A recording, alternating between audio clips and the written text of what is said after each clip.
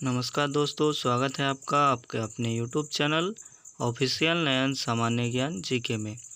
तो दोस्तों, आज के इस वीडियो में हम लोग भारत की नदियाँ को पढ़ेंगे। ठीक है, तो चलिए स्टार्ट करते हैं। और यदि हमारे चैनल में नए हैं तो चैनल को सब्सक्राइब कर लीजिए और साथ ही बेल आइकन को प्रेस कर लीजिए। और हमारे पिछले वीडियोस को देखने के लिए हमारे चैनल पेज में जाकर प्लेलिस्ट चेक कीजिए और आपको वहाँ पर सारी प्लेलिस्ट मिल जाएगी। तो चलिए स्टार्ट करते हैं आज के टॉपिक को। तो भारत की नदियों को ठीक प्रकार से समझने के लिए हम इसे दो भागों में विभाजित कर सकते हैं। तो पहले भाग में हिमालयी नदियाँ और दूसरे में प्रायद्वीपीय नदियाँ। ठीक है, तो जो हिमालयी नदियाँ हैं उसमें मुख्य रूप से 3 नदी तंत्र आती है, जो है सिंधु नदी तंत्र, ब्रह्मपुत्र नदी तंत्र और गंगा नदी तंत्र। और जो प्रायद्वीपीय नदियां हैं उसमें हम लोग पढ़ेंगे मध्य भारत और दक्षिण भारत की नदियां। सिंधु नदी तंत्र, तो इसमें जो सिंधु नदी है वह मुख्य नदी है और इसके कुछ सहायक नदियां हैं। तो ये सभी मिलकर सिंधु नदी तंत्र का निर्माण करती है। ठीक है, तो जो सिंधु नदी है इसका उद्गम स्थल मतलब कि जहाँ से यह नदी शुरू होती है। सिंधु नदी का उद्गम स्थल है तिब्बत में है मानसरोवर झील। और इसका मुहाना का अर्थ है कि यह जहाँ ख़त्म होती है, तो इसका मुहाना है अरब सागर।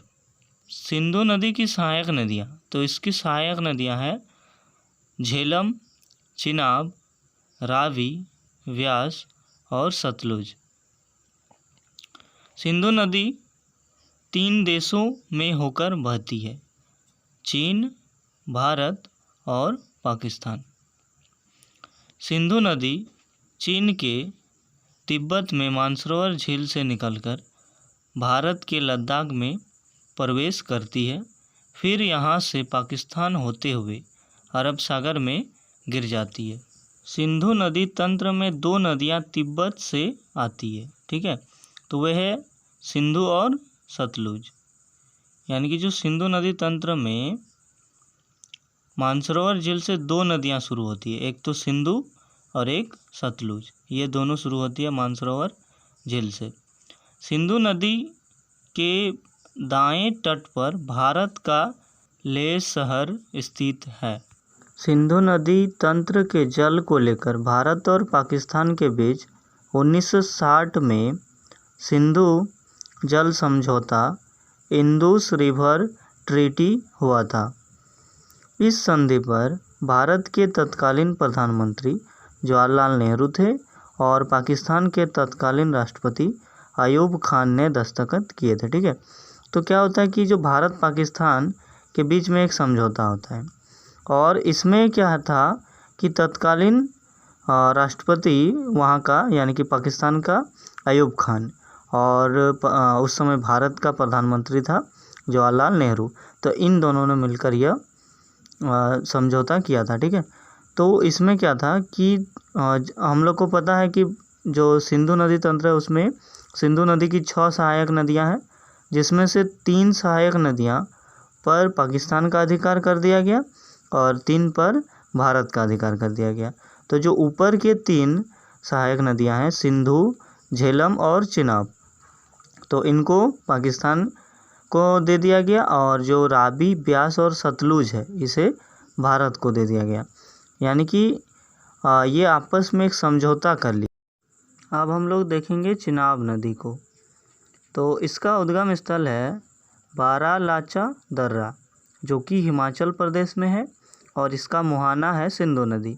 यानी कि जितनी भी सिंधु नदी की सहायक नदियां हैं उनका वो कहाँ आकर मिल जाती है, तो सिंधु नदी में ही आकर मिल जाती है और ख़त्म हो जाती है। तो मुहाना इसका हो जाएगा सिंधु नदी। तो हिमाचल प्रदेश में चिनाब नदी को चंद्रभागा नदी के नाम से भी जाना जाता है। चिनाब सिंधु नदी की सबसे बड़ी सहायक नदी है। तो सहायक नदियों में सबसे बड़ी सहायक नदी है चिनाब नदी। और चंद्रभागा इसका नाम क्यों है, क्योंकि ये 2 नदियाँ चंद्र नदी और भागा नदी, ये दोनों मिलकर चंद्रभागा नदी यानी कि चिनाब नदी बनता है, इसीलिए इसे चंद्रभागा नदी कहते हैं। झेलम नदी, इसका उद्गम स्थल है वेरीनाग झील जो कि जम्मू कश्मीर में है और इसका मुहाना है चिनाब नदी। श्रीनगर झेलम नदी के तट पर स्थित है। ठीक है, तो श्रीनगर कहाँ पर, किसके तट पर है, तो झेलम नदी के तट पर है। रावी नदी का उद्गम स्थल रोहतांग दर्रा और जो कि हिमाचल प्रदेश में है और इसका मुहाना है चिनाब नदी। लाहौर रावी नदी के तट पर है। सतलुज, इसका उद्गम स्थल है रासकताल मानसरोवर झील तिब्बत। ठीक है, और इसका भी मुहाना है चिनाब नदी। भांगड़ा बांध सतलज नदी पर स्थित है। ब्यास नदी का उद्गम स्थल रोहतांग दर्रा जो कि हिमाचल प्रदेश में है और इसका मुहाना है सतलुज। पंजाब के हरीके क्षेत्र में सतलुज और ब्यास का संगम होता है, वहीं से भारत की सबसे लंबी नहर इंदिरा गांधी नहर निकलती है। अब हम लोग देखेंगे ब्रह्मपुत्र नदी तंत्र को। तो ब्रह्मपुत्र नदी भी तिब्बत के मानसरोवर झील के पास से निकलती है। यह नदी 3 देशों में चीन, भारत और बांग्लादेश में बहती है।